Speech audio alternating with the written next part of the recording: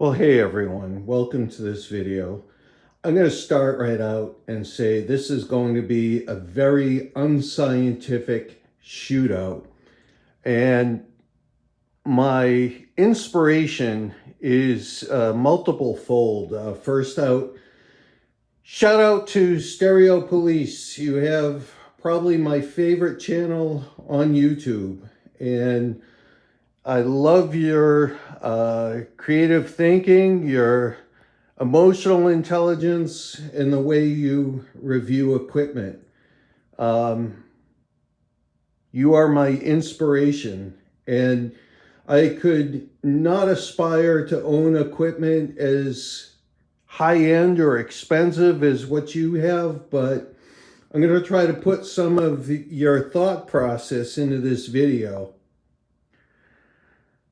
As I have mentioned on my channel numerous times, the realistic Minimus 7 bookshelf speakers are absolute pieces of shit.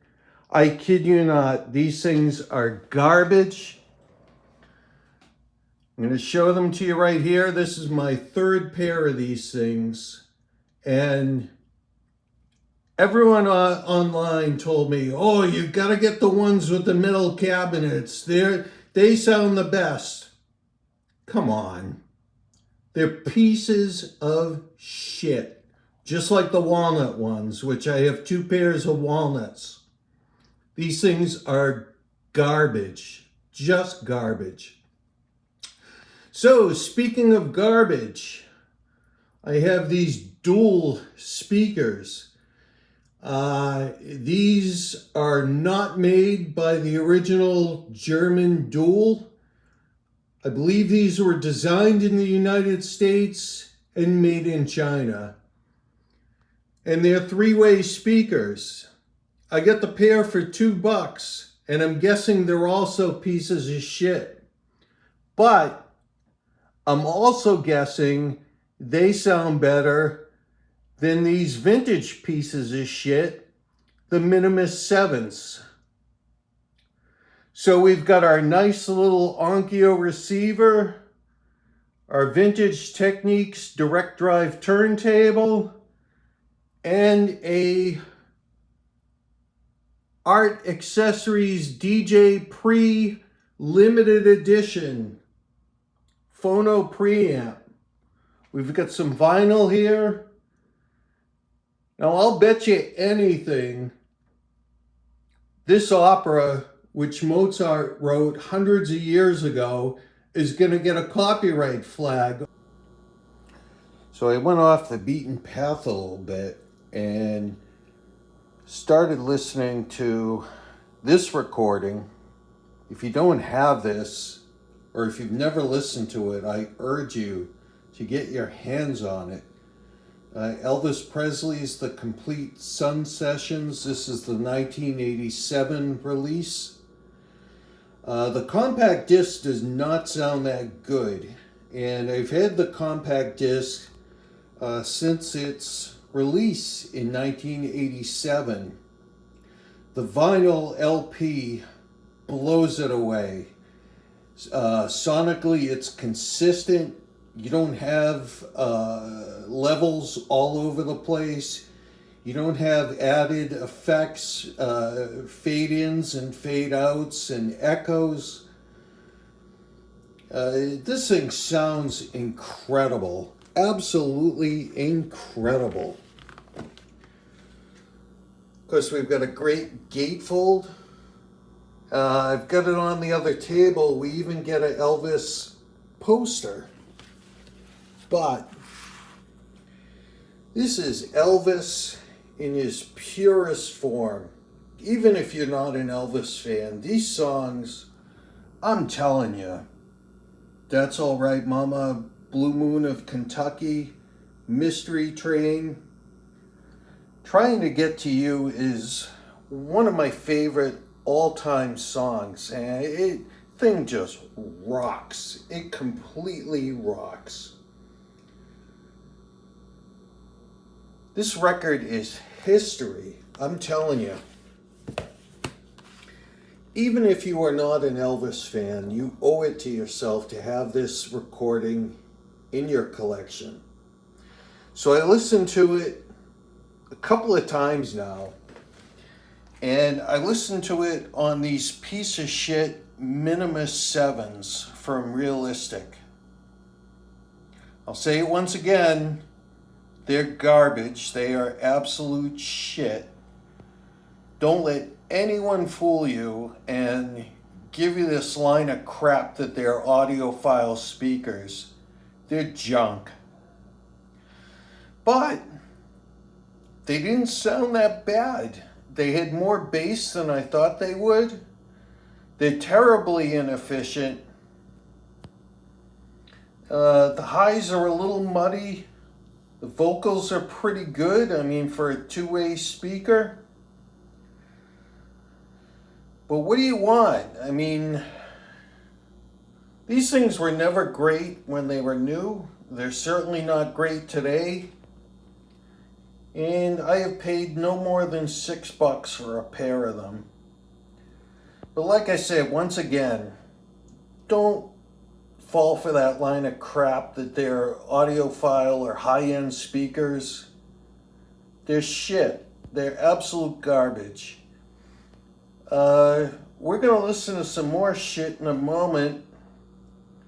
These dual three-way speakers. We'll see how they sound. Next I'm going to try opera, but already I am about to end this contest.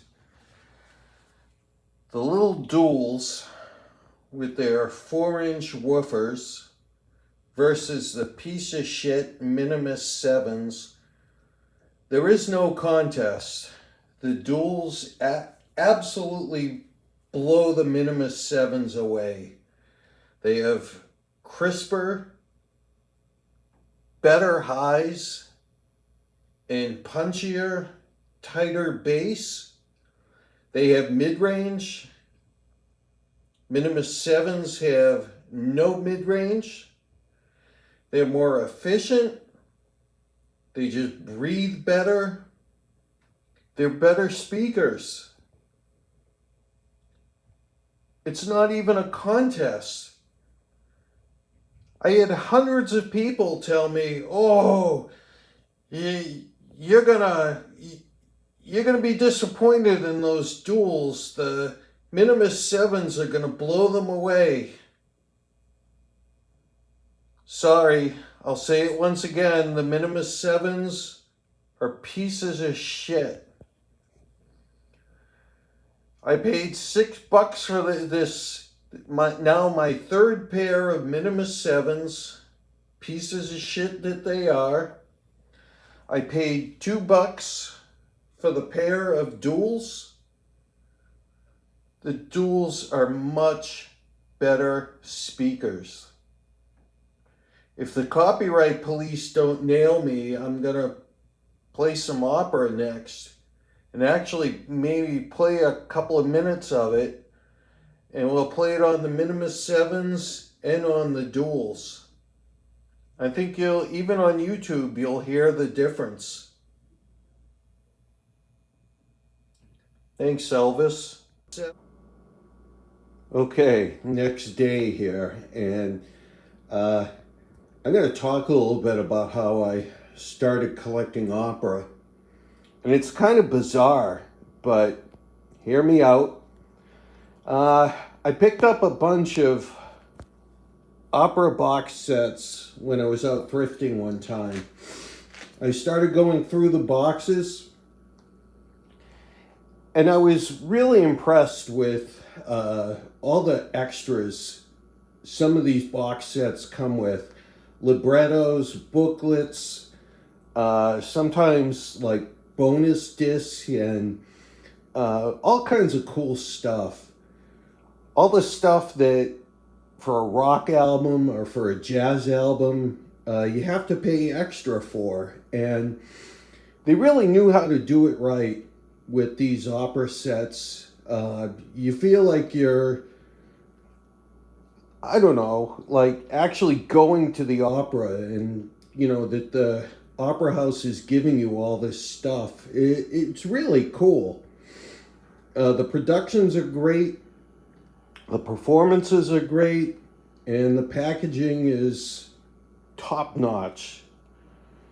Deutsche Grammophon in particular, and a lot of people bash their kind of like middle and newer periods for not having great sound.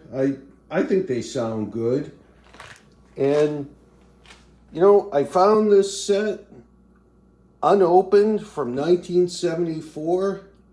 I'm going to use one of those YouTube cliches and say I can't open it with one hand, but I'm going to open it for this video. Maybe we'll go through it really quick, but I want to listen to it.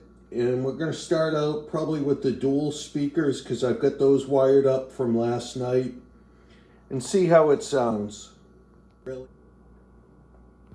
open for the first time in over 50 years. It's like brand new. It is brand new. Look at it. The booklet is so crisp. This is like a time warp. It's stunning. I think it's in German and English, but you can see there's no yellowing on the pages. Crisp black and white. I believe that's Carl Bohm. And there's the vinyl. Brand new. It's in those polyline sleeves, so I don't think we're going to have any problem with mold or mildew or dust or any of those contaminants. Well, I'm just going to pull it right out, put it on the turntable, see how it sounds.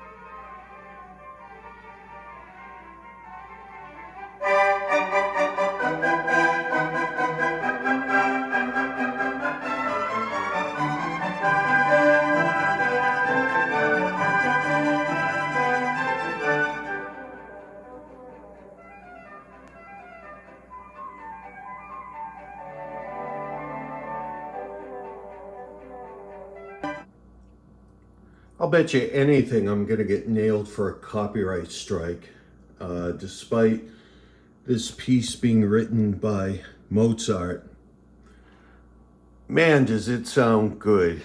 It sounds so nice. And the little dual monitors, they're just so wide open and crisp. The bass is clean, none of that muddiness that you get on the Minimus 7s, but We're going to try the Minimus 7s next, see if they can hold pace. I kind of doubt it, but I guess they deserve a try if nothing else. Try.